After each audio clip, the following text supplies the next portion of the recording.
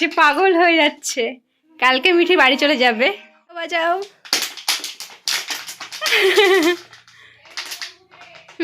আসছি।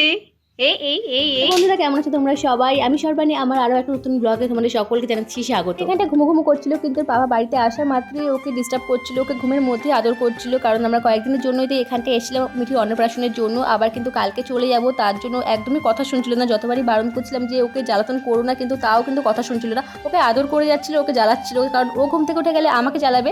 এইসব মানে শয়তানি শয়তানি বুদ্ধি কিন্তু ওর বড়মশাইয়ের মাথায় থাকে। তো এখানটা ওকে জ্বালিয়ে যাচ্ছিল, আর আমি চেষ্টাই করেছিলাম ওকে না জ্বালায়। এখন এই মাম্মাম গুড মর্নিং। গুড মর্নিং মাম্মা। সকালবেলা ঘুম থেকে টেনে টুনে আমি তুললাম, কারণ ভোরবেলাতে আমাদের বেরোনোর কথা ছিল। সেই মতোই তাড়াতাড়ি করে ঘুম থেকে উঠে গেছিলাম। তারপরে মামামকে ঘুম থেকে তোলার পর ওকে রেডি করে দিয়েছিলাম। তারপরে আমিও তাড়াহুড়ো করে রেডি হয়ে গেছিলাম। পুরো ঘরটা পুরো ফাঁকা হয়ে গেছিলো, কারণ আমরা কদিনের জন্য যখন এখানটা এসেছিলাম পুরো ঘরটা মানে ভর্তি হয়ে গেছিলো জিনিসপত্রে। তারপরে যখন বেরিয়ে গেলাম ঘরটা পুরো ফাঁকা হয়ে গেছে। তো কদিন মানে কয়েক মাসের জন্য অবশ্য যাচ্ছি। আর এখানটায় পিসি মামামকে টাটা বলে দিচ্ছিল, আর আমার বড়মশাই আমাদেরকে এগিয়ে এগিয়ে নিয়ে যাচ্ছিল, মনে হয় যেটা আমরা রাস্তায় চিনি না। যাই হোক, এখানটায় মামাম আমার কোলের মধ্যেই কিন্তু বসেছিল, আর ও গাড়ি তোরটা এখন ভীষণই ভালোবাসে, একদম চুপচাপ হয়েছিল। বেরিয়ে গেছিলাম বাড়ি থেকে। তারপরে বাবা ছিল দোকানে আর মা ছিল স্কুলে বলে, তার জন্য বাজারে এসে কতক্ষণ আমরা দাঁড়ালাম। আর মিঠির বাবাও কিন্তু ততক্ষণে চলে এসেছিল বাজারে, আর মিঠির বাবা মিঠিকে কতক্ষণ কোলে নিয়ে আদর করছিল। আর এখানটা দেখো মিঠির সোয়েটারটা মিঠির থেকেও অনেক বড়। আর তারপরে যখন আমরা চলে যাচ্ছিলাম তার আগে আমার বড়মশাইয়ের সঙ্গে কয়েকটা ফটো তুলছিলাম। তারপরে ওর ঠাম্মি মানে মিঠির ঠাম্মি মিঠিকে গাড়িতে তুলে দিচ্ছিল আর কান্নাই করে যাচ্ছিল। আমরা গাড়িতে উঠে গেলাম, গাড়িটা কিন্তু ছেড়েও দিয়েছিল। আমার বড়মশাই যেহেতু ডিউটিতে যাচ্ছিল তাই জন্য কিন্তু আমাদের সাথে সাথে যাচ্ছিল, আমাদেরকে এগিয়ে নিয়ে যাচ্ছিল।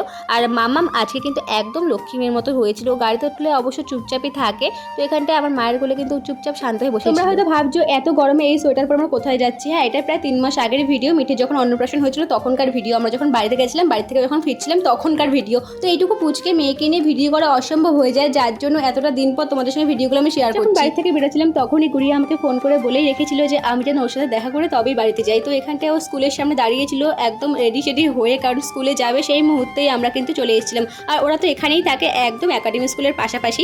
তো আমরা এখানটায় চলে এসেছি। গুড়িয়া যখন ও স্কুলে যাচ্ছিলো তখনই ওর সাথে একটুখানি দেখা করলাম, বাড়ির সঙ্গে একটু কতক্ষণ দেখা করে তারপরে আবার আমরা গাড়িতে উঠে গেছি। শ্রীনগর পর্যন্ত আমরা ভালো ভালোই চলে এসেছিলাম। প্রায় সকাল সকাল বেরোনোর পরেও কিন্তু আমরা ট্রাফিক জ্যামে আটকে গেছিলাম, কারণ রানাঘাটের পরেই কিন্তু আমরা ট্রাফিক জ্যামে আটকে গেছিলাম। প্রায় অনেকক্ষণ কিন্তু ওখানটায় ওয়েট করেছিলাম, আর গাড়ির মধ্যে মামামকে হাসাচ্ছিলাম, কারণ অনেকক্ষণ এক জায়গাতে থাকার পর না মামাম একটু কান্নাকাটি করছিল, তাই জন্য গাড়িটা আমাদের ছাড়লো। আর হ্যাঁ, মিঠি কিন্তু আজকে পোলিও ছিল, তো যার জন্য কিন্তু এত তাড়াহুড়ো করে বাড়ির থেকে আমরা বেরিয়েছিলাম, কারণ 11টার মধ্যে আমাদেরকে যেতে বলেছিল হেলথ সেন্টারে। তো যার জন্য আমরা সকাল সকাল কিন্তু ঘুম থেকে ওঠার পরেই কিন্তু বেরিয়ে গেছিলাম। কিন্তু একেবারে চলে এসেছিলাম হসপিটালে নিয়ে গেছিলাম মামামকে, মানে হেলথ সেন্টারে। তো ওকে হচ্ছে পোলিওটা খাওয়াবে। তো ওখানটায় যাওয়ার আগে আমার কাকার সাথে মিঠি দেখা হয়ে গেছিলো, তো কাকা একটুখানি মিঠিকে আদর করছিল। তারপরে পোলিও সেন্টারে নিয়ে গেছিলাম, পোলিওটা মিঠিকে খাইয়ে দিয়েছিল। তো চলো আজকের জন্য ব্লগটা আমি এইটুকুই এন্ড করছি। দেখা হচ্ছে নেক্সট ব্লগে। টাটা।